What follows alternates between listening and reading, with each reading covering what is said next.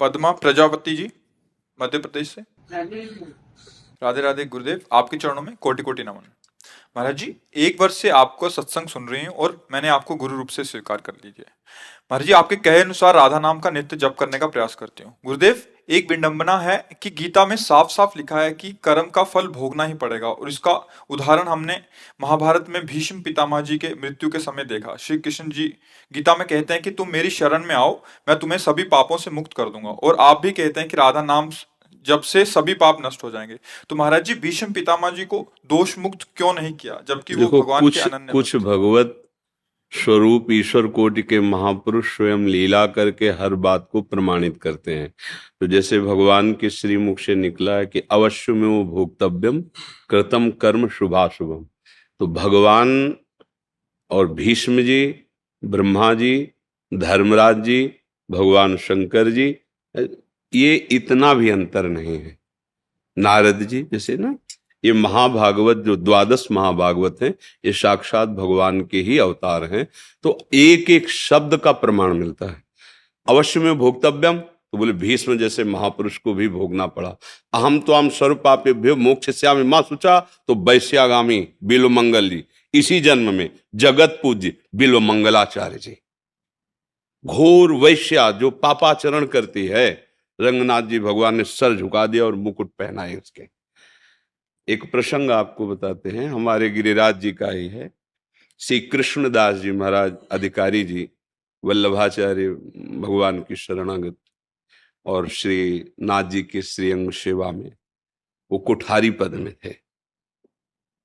तो ठाकुर जी के पास संपत्ति की तो कमी है नहीं, तो उनकी भोग सेवा, वस्त्र सेवा, आभूषण सेवा आदि के लिए आगरे जाते थे। श्रीनाथ जी यहीं विराजमान थे, गिरिराज जी में ही प्रकट हुए ना, तो वहीं आज भी स्थान है। और वो इस समय नाथ द्वारे पे विराजमान है श्रीनाथ जी, हमारे ही वृंदावन के ब्रज के ठाकुर जी हैं। तो आगरे गए कृष्णदास जी, तो देखा एक नवीन अवस्था की वैश्या नृत्य कर रही है, और लोग ऐसे रुपए जैसे, तो वो उसके पास जाती, हाव भाव प्रकट करती। और वो संत थे कृष्णदास जी, वो ऐसे देखे, जब भीड़ इकट्ठा होती तो लगता क्या हो गया, तो वहां गए तो देखा वैश्या नृत्य करे, नवीन अवस्था की वैश्या। बहुत एकाग्रता से देखा, इतनी हाव भाव, इतनी मधुर वाणी, इतना सुंदर नृत्य, ये तो हमारे लालजू को रिझा सकती है। तो उस समय 100 मुद्रा निकाली ऐसे, बाबा जी 100, वो तो अधिकारी है सिन्हा, देखते ही वो तो नजदीक आ गए, दिया, क्योंकि भेष वाला। तो उनका अगर जहां हम टिके हुए हैं वहां तुम आओ, तो जितनी मुद्रा कहोगे हम देंगे, हम आपसे बात करना चाहते हैं। तो जैसी आपकी आज्ञा, आप कहाँ टिके, हमें अपने परिकर सहित वहां गए। उनका कि आप इस राग में गाइए, आप इस राग में गाइए। वो बड़ी प्रवीण थी, गाया। तो उनका, मेरे एक बादशाह है, मैं उनका एक गुलाम हूं, तुम्हारे परिकर को जितना कहोगे हम यही संपत्ति दे देंगे, साथ नहीं चलेगा, आप चलोगे और आप अकेले मेरे बादशाह को रिझाओगे, और रिझा लिया तो वो प्राप्त होगा जो तुम्हें कभी कोई नहीं दे सकता। ये नहीं बताया कि भगवान के सामने। तो उसको लगा कि बादशाह के सामने नाचने का, अब कोई संशय नहीं था, क्योंकि स्वर्ण मुद्राएं सब दे रहे थे, तो कोई साधारण आदमी तो दे देगा नहीं स्वर्ण मुद्रा, इसका मतलब बादशाह की बात पक्की है। अपने परिकर को भेंट दी कि आप हमसे मुक्त, और उस वैश्या को साथ लेकर कृष्णदास जी लौट आए।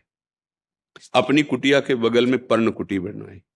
अब लोग निंदा करने लगे कि देखो, इतने बड़े संत होकर ऐसा वैश्या को लाए हैं।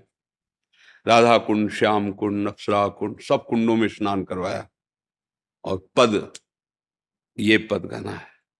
और जितना तुम चातुर्यता पूर्वक हमारे बादशाह को लुभायमान कर पाओ, जैसे तुम लोगों को लुभायमान कर रही थी, विनय हम करेंगे, रीझ हो जाएंगे, और भेंट तत्काल मिलेगी, बस आप चलो।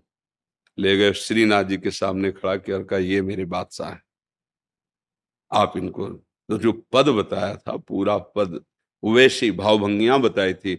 अब परम पावन गिरिराज जी के दिव्य कुंडों का स्नान और महापुरुष का संकल्प, और ठाकुर जी से कहा हम आगरे से जो चीज लाते हैं वो आप स्वीकार करते हैं, चाहे भोग की हो, चाहे आभूषण की हो, चाहे वस्त्र की हो। तो आज ये एक भेंट लाए हैं, आपको स्वीकार करना है।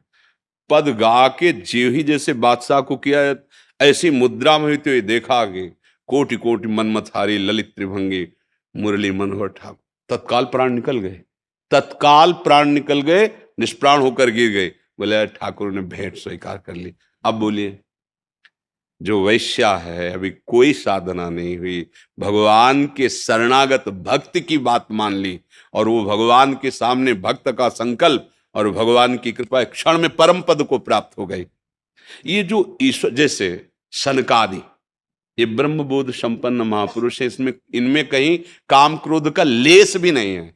हर समय दिगंबर रहते हैं, कोई वस्त्र नहीं, 5 वर्ष की अवस्था, प्रतिपल निकलता रहता हरिशरणम हरिशरणम।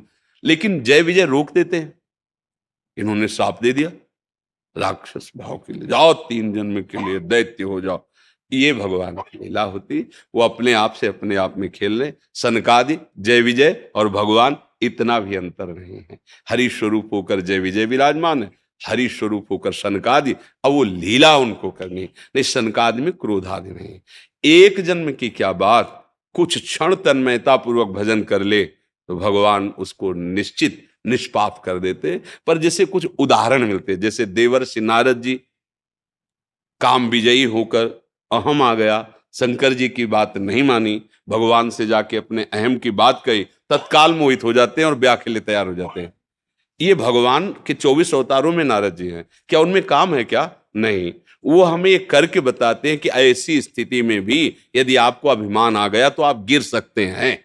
ये नहीं है कि ये काम में गिर गए तो कौन बचेगा। पढ़ो, ठाकुर हरिदास जी नौजवान हैं, एकांत कुटिया है, हरे कृष्ण भगवान नाम जप कर रहे हैं। वो वैश्या 9 युवती आई और उस धनी ने कहा था अगर गिरा दो तो जितना कहोगे पैसा देंगे। 3 दिन आई और स्वयं नाम जप करने लगी, कुछ फर्क नहीं पड़ा हरिदास जी पर। तो हमें ये देखना है कि कहां कौन सा उपदेश लागू होता है, किस उपदेश का किस रूप में भगवान उदाहरण दे रहे हैं। क्योंकि शास्त्र पूरा जैसे मेडिकल स्टोर है ना, तो आप उसमें फंस जाओगे, बीमारी बढ़ा लोगे। डॉक्टर जो दवा लिखे वही मेडिकल स्टोर से लीजिए। तो शास्त्र एक मेडिकल स्टोर है। आप गुरुजनों के वाक्यों से जो बात निकले उसे जीवन में उतारो, निश्चिंत हो जाओगे। उसमें संशय, डॉक्टर की दवा में संशय थोड़ी होता है। संशय होता है वो तो इतना पूछ लिया जाता है तो हमारा रोग ठीक हो जाएगा। बिल्कुल विश्वास करो। आप पैसा दिए, टेबलेट लिए चले गए। यहां तो पैसा नहीं, यहां श्रद्धा है। याभ्याम विना न पश्यन्ति सिद्धा स्वांता स्तमीश्वरम भवानी शंकरो वंदे श्रद्धा विश्वास रूपिणो। श्रद्धा और विश्वास के साथ आप नाम जप कीजिए, निश्चिंत हो जाइए। आप भीष्म नहीं हैं। ये पक्की मटकी को फोड़ के कुछ नहीं बनाया जा सकता, लेकिन कच्ची मटकी को जो चाहो आकार दे सकते हो, जब चाहो चाहे। हम लोग कच्ची मटकी है, हम लोग भीष्म नहीं है, ब्रह्मा नहीं है, सनकादि नहीं है, साधारण जीव है। कच्ची मटकी जैसा चाहो बना लो, लेकिन वो पक्की मटकी है, वो नहीं। तभी उनके लिए कह दिया न देव न ब्रह्मादेर न खलु हरिभक्तेर। क्यों? वो पक्की मटकी है, वो ब्रह्मबोध संपन्न है। हम लोग विषयी जीव, कच्चे। चाहो तो अभी उठाकर अपने प्रेम में लगा दो, और चाहो धक्का मारो तो नारकी गतियों में पड़े, नाथ मैं तो कुछ नहीं हूं यहां से। तो अपने लोगों को जो जीवन के लिए प्रभु आदेश कर रहे हैं, हम सर्व पापेभ्यो मोक्षयिष्यामि मा शुचा, पक्का वो बात समझिए। वो उदाहरण दिया जाता है कि कर्मों का इतना प्रबल स्वरूप है, पर कृपा का बहुत। कई बार हमने उदाहरण दिया कि जैसे वकीलों से सिद्ध हो गया कि आप अपराधी हो, न्यायाधीश ने आदेश कर दिया, फांसी, पाश हो गए, अब कोई नहीं काट सकता, एकमात्र राष्ट्रपति। आप निवेदन कीजिए, अगर वो क्षमा कर देता है तो वकील और न्यायाधीश सबकी बात रद्द, उसकी बात। तो हमारे अनंत कोटि ब्रह्मांडों के स्वामी श्री कृष्ण हैं, वो कह रहे हैं हम स्वरूपा पे मोक्ष इच्छा मां सूचा, आप अपना निवेदन पत्र पहुंचाइए, सजा तो निश्चित हो गई है, अवश्य में भोक्तव्यम कृतम कर्म शुभा शुभम, वो माफ कर दें, खेल खत्म। भगवान उसे मोक्ष पदवी को प्रदान, इसमें बिल्कुल संशय नहीं करना चाहिए। अलग अलग जगह के अलग अलग वाक्यों का उसका उदाहरण है। शास्त्र बहुत बड़ा है। अब आप एक यहां की बात वहां जोड़ेंगी तो नहीं समझ पाएंगे। एक होती है अधम, अशरण, पतित, मैं हूं, नाथ आप पाओ, इसका कोई बिगाड़ नहीं सकता। ब्रह्मचर्य, तपस्या, जितेंद्रियता, विविध प्रकार।